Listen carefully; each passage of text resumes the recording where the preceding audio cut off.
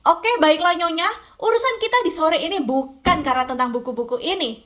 Kami di sini hanya untuk menanyakan kenapa kamu membunuh Ellen Perry. Assalamualaikum warahmatullahi wabarakatuh. Jumpa lagi dengan aku, Naya, di High Story. Satu cerita sebelum tidur. Nah, di episode kali ini aku mau bahas tentang cerita pengungkapan kasus kriminal yang dilakukan oleh detektif wanita pertama di Chicago bernama Alice Clement. Kasus ini menceritakan tentang meninggalnya seorang wanita muda yang diduga berprofesi sebagai seorang pelacur. Dia diketahui meninggal dunia dikarenakan sakit tipes yang sangat parah. Tapi setelah diselidiki lebih lanjut, penyebab kematian ini bukanlah sakit biasa, tapi ini merupakan kasus pembunuhan berencana. Nah, daripada penasaran, langsung aja ini dia ceritanya. Di pagi hari pada tahun 1910, markas detektif Chicago mendapatkan laporan kematian wanita muda di area Clark Street bernama Ellen Perry. Setelah mendapatkan laporan tersebut, sang kapten pun memanggil dua petugas polisi, yaitu detektif William dan juga Alice Clement, untuk menyelidiki kasus tersebut. Alasan dari kapten memilih Alice Clement yaitu karena si Alice ini mempunyai minat yang sangat besar terhadap penderitaan perempuan dan juga pekerjaan seks. Karena di mata Clement, pekerja seks ini sangat memprihatinkan sekali. Sebenarnya mereka mengambil pekerjaan itu hanya untuk memenuhi kebutuhan sehari-hari. Jadi dia sangat prihatin sekali terhadap nasib-nasib para wanita-wanita ini. Mendapatkan tugas tersebut membuat Alice Clement bersemangat untuk memecahkan kasus ini. Nah, sebelum aku cerita lebih lanjut mengenai kasus pembunuhan, alangkah baiknya aku menceritakan latar belakang dulu siapa sih Alice Clement. Alice Clement mempunyai nama asli yaitu Alice Bass. Dia lahir pada tahun 1878 di Milwaukee. Pada usianya yang ke-17 tahun, tepatnya di tahun 1895-an, dia menikah dengan seorang laki-laki bernama Leonard Clement. Nah, sejak saat itu, Alice Bass lebih dikenal dengan nama Alice Clement. Alice Clement bekerja sebagai polisi dan dia bergabung di Departemen Kepolisian pada tahun 1909. Di awal karirnya, dia ini adalah polisi biasa yang biasanya berpatroli di departemen store ataupun di jalan-jalan untuk menangkap pencopet ataupun pencuri. Sejak bergabungnya si Alice Clement ini di departemen kepolisian, banyak sekali sorotan-sorotan media yang memberitakan tentang dirinya ini. Bayangkan saja ya, ketika dia menangkap pencuri, mengejar penjahat, dia ini pakai dress loh, pakai high heels, dan dandanannya ini pun selalu cetar. Terus dia tuh pakai kalung-kalung mutiara gitu loh. Pokoknya dimanapun, kapanpun, dia ini selalu tampil stylish. Dan karena penampilan inilah dia sering kerap kali mendapatkan sorotan dan dimuat di berbagai media bahwa si Alice Clement ini adalah seorang polisi berkalung mutiara. Walaupun dia sering diolok-olok, dibicarakan sana sini, dimusuhin rekan kerjanya, tapi dia ini sangat mencintai pekerjaannya. Bahkan dia tidak punya alasan untuk berhenti dari kepolisian karena memang secinta itu bekerja di dunia kepolisian. Oke, sekarang kita kembali lagi ke cerita awal, yaitu tentang pembunuhan dari Ellen Perry ini. Setelah menerima tugas, kedua petugas ini yaitu si William dan juga si Clement ini melakukan investigasi.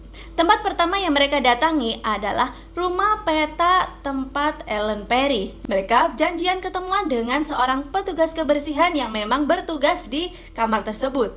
Sesampainya di sana, mereka diantarlah oleh petugas kebersihan menuju kamar Ellen Perry. Saat mereka berjalan, petugas kebersihan ini ngobrol-ngobrol dengan Clement dan memberitahukan bahwa si Nona Perry ini meninggal karena sakit tipes yang lumayan parah. Setelah menaiki tangga yang reot, akhirnya mereka sampailah ke kamar milik Perry. William pun langsung masuk dan melihat-lihat sekitar apakah ada kejadian yang aneh. Dia menyimpulkan bahwa si Nona Perry ini kemungkinan memang pure meninggal karena sakit tipes. William pun menjelaskan pada Clement, kayaknya dia emang mati karena tipes deh. Soalnya mungkin dia pekerja seks. Jadi dia kan punya kerjaan yang resikonya tinggi ya. Clement yang memang tidak percaya dengan kesimpulan dari William ini segera masuk ke ruangan tersebut dan memeriksa apakah memang ada sesuatu yang aneh di kamar itu. Dia pun melihat-lihat di sekitar ruangan itu.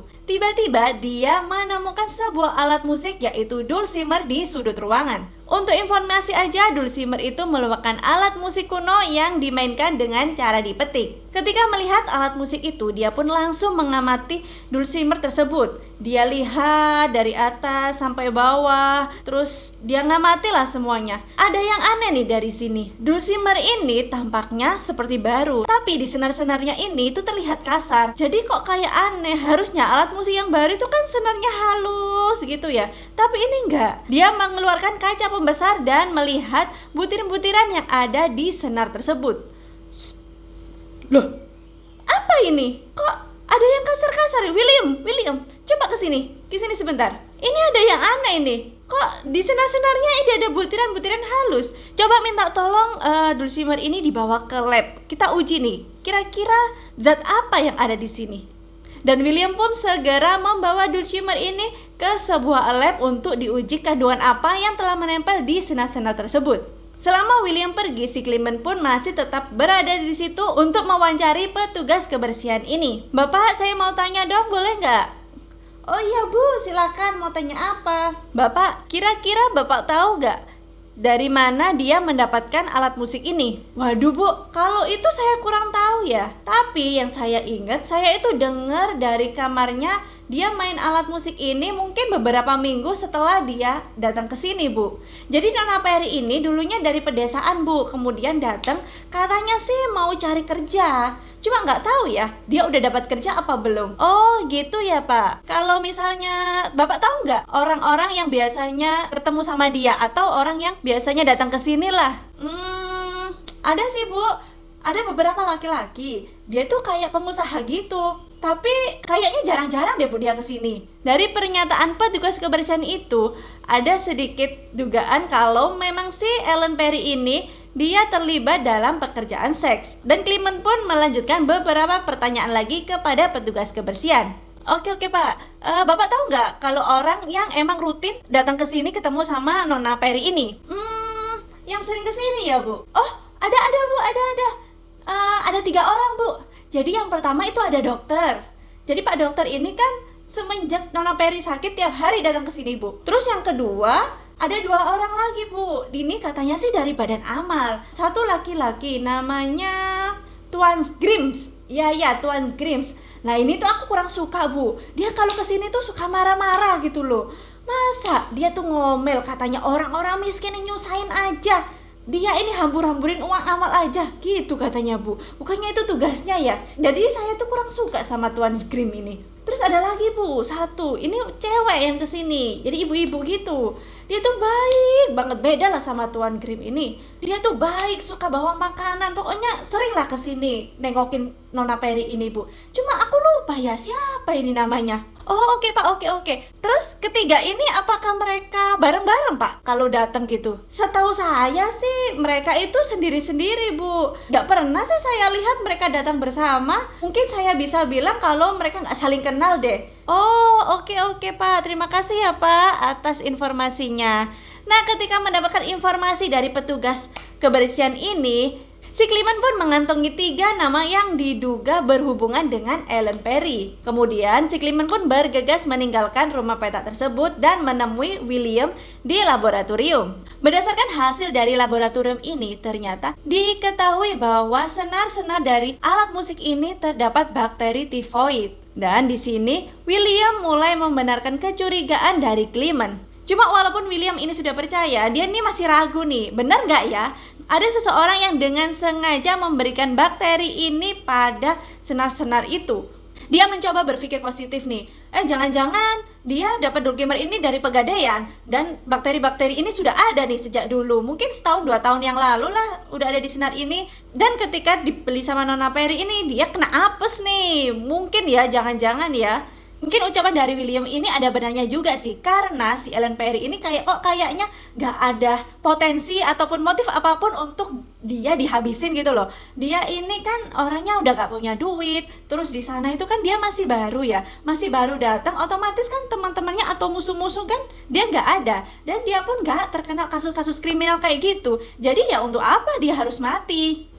Karena mungkin si Clement ini masih sedikit penasaran, jadi dia meneruskan penyelidikannya. Walaupun penyelidikannya itu ya tidak ada pelaku, tidak ada motif, dan juga tidak ada barang bukti lainnya. Berbekal informasi dari petugas kebersihan yang tadi, si Clement pun meminta William untuk menyamar dan menyelidiki dari mana sih asal-usul dari Climber ini. Kemudian si William pun mulai menuju ke Pegadaian untuk mencari informasi. Dari hasil penyamaran William didapatkanlah informasi kalau ternyata alat musik ini adalah milik seorang pengamen yang sengaja ditinggalkannya di Pegadaian, dan alat musik ini dibeli oleh Nona Perry ini. Informasi mengenai Climber ini sudah mereka kantongi. Tugas selanjutnya yaitu mencari informasi dan juga memata-matai ketiga orang yang sering berhubungan dengan Nona Perry. Target pertama yaitu Tuan Grimm. Setelah melakukan pengintaian, William ini memberitakan pada Clement bahwa Mr. Grimm melakukan kunjungan ke jenazah Miss Perry yang ada di kamar mayat. Ayo, penasaran kan? Kira-kira Mr. Grimm ini ngapain ya ke kamar Mr. Perry ini ya? Mendengar informasi tersebut, sontak mereka berdua langsung bergegas menemui Tuan Grimm ke kamar mayat tersebut. Selamat siang, Pak. Kami dari kepolisian. Bapak dengan siapa? Oh, saya Tuan Grimm, Bu, dari Badan Amal. Kalau boleh tahu, Anda kepentingannya kesini kenapa ya? Dan Tuan Grimm ini pun cuma mengeluarkan beberapa kata-kata, yaitu Ibu sudah ketemu sama keluarganya belum? Hah? Kok aneh ya? Dari pertanyaan ini membuat si Clement ini kebingungan. Hah, kok aneh? Kenapa dia seperhatian ini dia menanyakan keluarga Perry ini sudah datang apa belum? Dari kelakuan anehnya ini, akhirnya si Clement pun mulai mengawasi gerak-gerik dari Mr. Grimm. Sambil memantau Tuan Grimm, Clement ini pun menanyakan ke petugas penjaga mayat, Mas, Bapak itu kenapa ya kesini? Oh, itu Bu, itu Tuan Grimm Bu, memang dia sering kesini Bu. Jadi setiap ada mayat yang memang dia dari keluarga miskin terus gak ada orang tuanya, dia itu selalu kesini Bu. Dia itu orangnya kayak perhatian gitu loh Bu sama orang-orang miskin itu Bu sebenarnya. Baik tuh orang Bu. Oh gitu ya. Setelah mendengarkan informasi dari penjaga mayat ini, memang sebenarnya Mr. Grimm ini adalah orang yang perhatian sama orang yang teraniaya gitu ceritanya. Akhirnya Clement pun menghentikan penyidikannya terhadap perilaku aneh yang dilakukan Tuan Grimm dan kembali fokus pada Climber. Dari sinilah Tuan Grimm pun dicoret dari daftar orang yang berpotensi sebagai pelaku. Kemudian target selanjutnya yaitu mewawancari orang kedua yaitu dokter. Tok tok tok, selamat siang. Oh iya, silakan masuk. Dokter, kami dari kepolisian ingin menanyakan sesuatu mengenai Nona Perry. Nona Perry? Hah? Oh, yang kemarin sakit tipes itu ya? Ya Pak, benar. Apakah Bapak mengenal sebelumnya mengenai Nona Perry ini? Saya taunya sih ketika dia berobat sih. Saya datang ke rumahnya karena memang dia lagi sakit, itu aja. Ternyata dokter ini memang benar-benar tidak ada hubungan sama sekali dengan Nona Perry ini. Nah, sisa satu orang lagi nih yang belum diperiksa, yaitu seorang wanita pekerja sosial yang memang belum mereka tahu namanya. Mereka berdua ini pun segera mencari informasi tentang identitas dari wanita pekerja sosial ini. Dan didapatkan kalau nama wanita ini adalah Nyonya Brand. Beberapa hari kemudian si Clement pergi ke stasiun dan mengenakan kacamata dan juga gaun yang sangat jelek. Rambutnya ditata yang berantakan ya model-model jadul. Dan dia membawa tas yang di dalamnya berisi buku-buku tentang amal. Ceritanya ini dia ingin menghampiri dan mencari Nyonya Brand ini sambil menyamar sebagai sales penjual buku lah gitu ceritanya. Singkat cerita akhirnya mereka melakukan perjalanan menuju tempat tinggal dari Nyonya Brand. Menurut informasi, dia tinggal di sebuah apartemen mewah di sisi utara Chicago. Sesampainya mereka di depan apartemen tersebut, mereka pun langsung ngomong ke petugas nih. Tok tok tok. Pak. Tok tok tok. Dengan siapa? Dengan Clement, Pak. Mau ketemu Nyonya Brand. Emang urusan kalian apa? Ini saya udah janjian Pak, mau nawarin buku amal. Oh, oke, silakan masuk. Menunggu beberapa saat, akhirnya seorang wanita cantik dan berpakaian yang sangat bagus muncul di ruang tamu. Dan benar wanita itu adalah Nyonya Brand. Si Clement pun berpura-pura untuk menjadi sales dan menawarkan buku-buku amal kepada Nyonya Brand. Selamat siang Ibu, ini saya tawarkan Bu, ada sebuah buku tentang ini. Dan mereka pun mulai saling ngobrol-ngobrol gitu ya. Si Clement ini mengamati dan juga mencatat reaksi Nyonya Brand ketika diajak bicara. Ada dua topik yang sengaja diselipkan di percakapan ini. Yang pertama yaitu tentang uang dan yang kedua yaitu tentang kematian.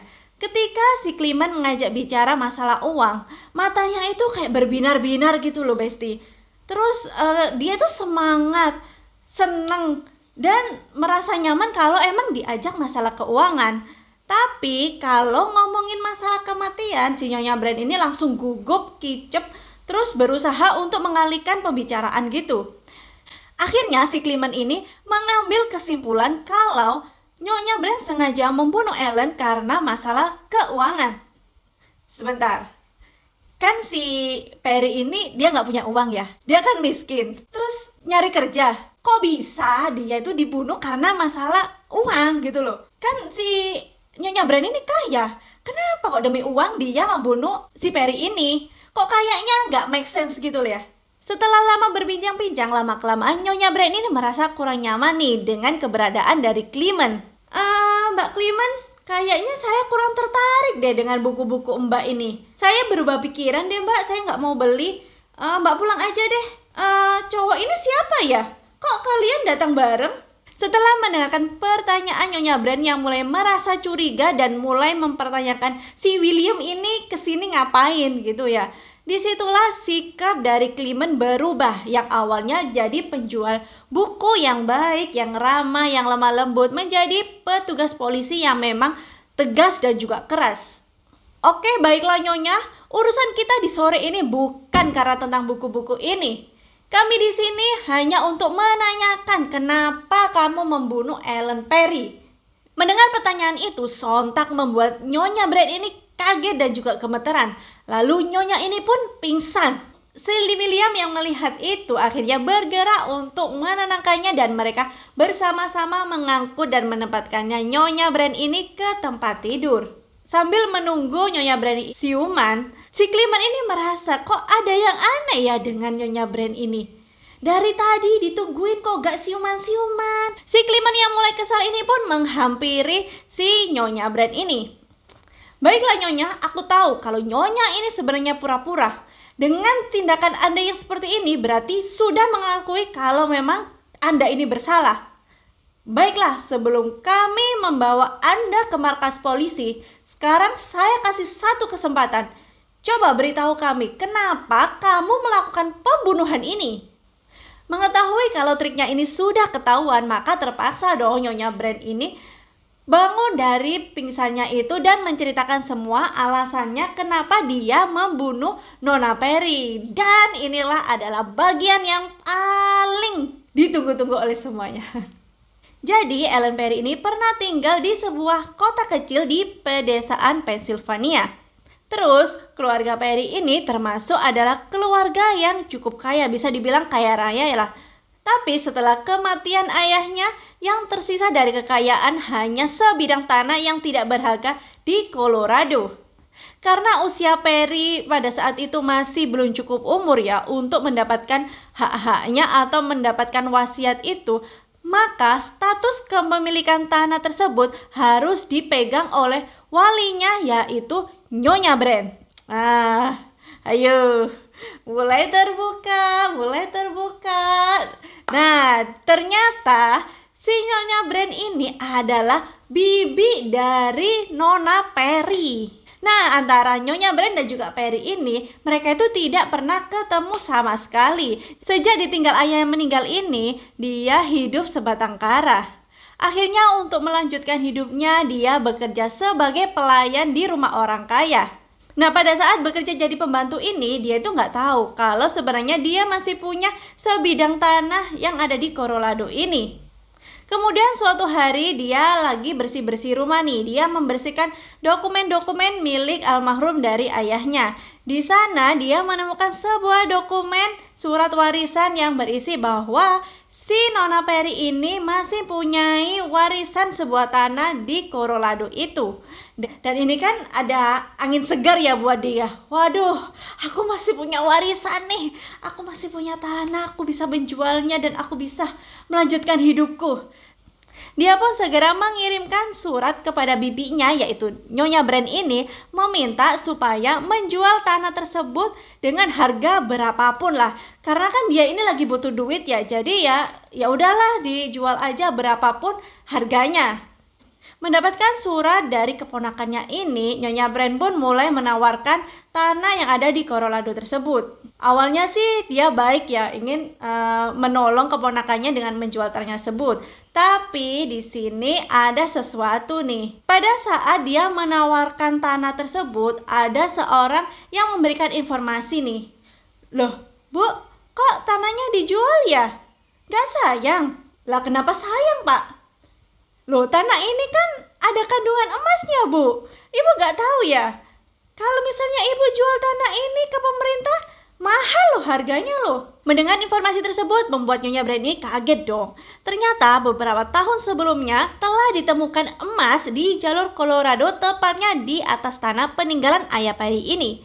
Jadi kalau misalnya tanah ini dijual ke pemerintahan atau ke pengusaha penambangan emas, ini tuh akan laku sangat mahal sekali. Mengetahui hal tersebut, pikiran serakah Nyonya Brand ini mulai muncul dong. Yang awalnya tidak tertarik dengan tanah yang ada di pelosok desa yang dikiranya harganya akan sangat murah, kini berniat untuk menguasainya. Dia tidak memberikan informasi ini kepada keponakannya yang miskin ini. Demi melancarkan aksinya, Nyonya Brand pun mengatur sebuah rencana. Dia membalas surat kepada ponakannya itu yang isinya, "Mohon maaf, surat ini saya buka karena memang alamat yang tertera adalah alamat ini. Namun perlu diketahui kalau orang yang ada maksud tidak tinggal di sini." Jadi intinya dia ini ingin berpura-pura kalau alamatnya ini udah pindah, supaya si Peri ini mengira bahwa bibinya tidak tinggal di alamat itu lagi. Karena kan mereka sama sekali belum pernah berhubungan ataupun ketemu satu sama lain. Si Peri pun ini langsung percaya dong sama surat balasan palsu dari bibinya ini dan menyangka kalau bibinya tidak bisa dihubungi. Harapan menjual tanah ini pun sudah mulai pupus ya. Jadi udah mulai hilang harapan lah. Ya udahlah, udah nggak dapat warisan, udah nggak bisa jual tanah, bibinya udah nggak ada. Ya mau gimana lagi? Akhirnya Peri ini memutuskan untuk pindah ke Chicago dan berharap mendapatkan pekerjaan di sana. Suatu hari Nyonya Brand ini pergi ke kota Pennsylvania ke tempat tinggal keponakannya yang hanya untuk memastikan keberadaannya. Setibanya di sana, dia mendapatkan informasi kalau si Peri ini telah pindah ke Chicago. Nyonya Brand ini pun mengikuti Peri sambil merencanakan cara untuk menguasai tanah. Nyonya Brand ini pun kemudian menyusul si Peri ini menuju ke Chicago. Setelah dia lama mengintai dan mencari, akhirnya dia menemukan nih keberadaan dari keponakannya tersebut. Dia mencoba mendekati si Peri ini dengan memasang iklan fiktif di koran lokal, berharap keponakannya ini akan melihat dan tertarik untuk melamar pekerjaan palsu tersebut. Dicari seorang pelayan yang berminat, silakan melamar di sini, disertakan alamatnya di bawah ini. Si Peri yang memang lagi sedang butuh pekerjaan akhirnya datang dan bertemu dengan Nyonya Brand sesuai dengan alamat yang tercantum. Nah, iklan tipuan ini ternyata berhasil nih. Si Peri bekerja di rumah Nyonya Brand. Ya, dari sinilah dia mulai mendekati Peri, mulai baik-baik lah, baik-baik palsu gitulah Besti. Terus suatu ketika si Peri ini kan lagi jalan dari kos-kosannya, dari rumah petak itu menuju ke rumah Nyonya Brand. Lah di jalan itu dia melihat ada dulcimer, alat musik itu di sebuah pegadaian. Di sana dia teringat kalau semasa kecilnya ayahnya sering sekali memainkan alat musik tersebut. Melo lah dia ya, jadi pengen beli alat tersebut, tapi sebenarnya dia tuh masih belum punya uang. Ngomonglah ke Nyonya Brand ini. Dan Nyonya Brand ini dengan baik hatinya memberikan uang untuk membeli dulcimer. Ya udah, kamu beli aja, ini nih aku kasih uang buat kamu. Kamu beli aja, yang penting kamu seneng ya. Kamu belajar dulcimer ya. Padahal itu kebaikan palsu. Awalnya Nyonya Brand ini berencana untuk menipu Perry, menyerahkan sebidang tanah itu kepadanya. Jadi kayak ditipu secara halus gitulah Besti, untuk menandatangani surat-surat yang memang dia gak tahu, yang intinya surat itu diserahkan ke Nyonya Brand ini. Tapi kok dipikir-pikir, kalau cuma itu kan resikonya besar ya. Akhirnya dia juga berpikiran kalau ingin membunuh si keponakannya ini, supaya dan di kemudian hari apabila terjadi sesuatu, si Perry ini nggak menuntut Nyonya Brand. Pokoknya kalau misalnya cuma memasukkan dokumen kan ribet ya. Lebih baik si Perry ini dilenyapkan aja. Untuk melancarkan idenya tersebut, dia mulai berpikir nih, kira-kira kalau aku membunuh enaknya kayak gimana ya? Sore ketika dia tur ke pemerintahan, dia melihat ada sebuah bibit bakteri tipes yang berada di situ. Tanpa pikir panjang, si botol bakteri tipes itu dimasukkanlah ke dalam tas milik Nyonya Brand ini. Dan dia mulai berpikir gimana ya caranya supaya bakteri ini bisa dimakan oleh si Perry. Di momen itu dia inget nih kalau si Perry ini kan dia suka bermain alat musik. Dan ketika bermain alat musik, otomatis saat menjentikan jarinya ke alat musik itu, kemudian dia menjilatnya dan membalikan lembar demi lembar nada lagunya gitulah pokoknya. Otomatis ketika si Perry ini menyentuh bakteri yang ada di sinar-sinar tersebut, dia kan menjilat, jadi langsung bakteri itu masuk ke dalam tubuhnya. Melihat kebiasaan tersebut, Nyonya Brand pun ini mendapatkan ide kalau dia langsung mendatangi si Perry ini ke apartemennya. Ya dia ini pura-pura berkunjung gitu lah Besti. Tok tok tok, hai si Perry, selamat sore. Kamu lagi apa nih?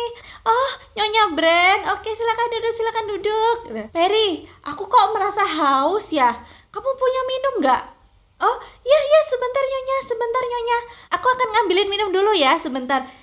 Saat si Perry keluar kamar, Nyonya Brand ini mengoleskan bakteri tipes ini ke senar-senar duklimer milik Perry ini. Setelah Perry datang nih, Nyonya ini air buat kamu Nyonya, silakan diminum. Oh iya terima kasih Perry, kamu baik banget. Oh iya, aku dengar kamu kan jago banget ya main duklimer ya. Gimana kalau kamu mainkan buat aku? Oke silakan mainkan, aku mau denger dong, aku duduk di sini deh sambil minum. Mendengar permintaan dari majikannya ini, si Perry pun langsung memainkan alat musik tersebut. Dan di sini tujuan dari Nyonya Brand itu adalah bukan menikmati musiknya ya, tapi memastikan kalau bakteri itu benar-benar masuk ke dalam tubuh dari Nona Perry ini. Jahat banget tuh emang si Pipi gitu. Duh. Nah dari situ beberapa hari kemudian lah dia mulai sakit tipes yang lumayan parah. Nah selama sakit, Nyonya Brand ini kan sesuai dengan informasi dari petugas yang tadi ya, dia tuh sering datang dengan baiknya bawain makanan, jenguk, rawat. Ya sebenarnya dia bukan baik sih, cuma mastiin aja kalau si keponakannya ini benar-benar mati. Dan tiba saatnya si Perry pun dinyatakan meninggal dunia akibat sakit tipes yang dialaminya. Si Clement dan juga William yang mendengarkan setiap pengakuan itu mencatatnya dengan baik. Setelah selesai bercerita, tiba-tiba Nyonya Brand ini jerit-jerit nih. Si Clement dan juga si William pun kaget ya. Lah kenapa nih orang? Dan si Nyonya Brand ini melompat-lompat nih dan mengeluarkan sebuah benda tajam kayak pisau pera gitu, menancapkannya ke lehernya. 10 menit kemudian Nyonya Brand pun dikabarkan meninggal dunia di tempat. Ya mungkin Nyonya Brand berpikiran kalau dia bisa hidup enak menguasai warisan ya. Tapi ternyata rencananya ini masih ada celah dan ditemukan oleh detektif wanita ini. Jadi dia memilih untuk bunuh diri daripada masuk ke dalam penjara. Oke baiklah Besti, aku rasa sampai di sini aja ya ceritanya. Terima kasih banyak sudah menonton video ini sampai selesai. Jangan lupa klik subscribe dan nyalakan tombol lainnya supaya kalian gak pernah ketinggalan video terbaru dari aku. Terus aku mau dengar nih, gimana pendapat kalian tentang cerita ini? Gimana juga kritik dan saran yang memang untuk aku membangun channel ini supaya lebih berkembang lagi. Terima kasih banyak ya Besti, bye. Sampai ketemu di video selanjutnya.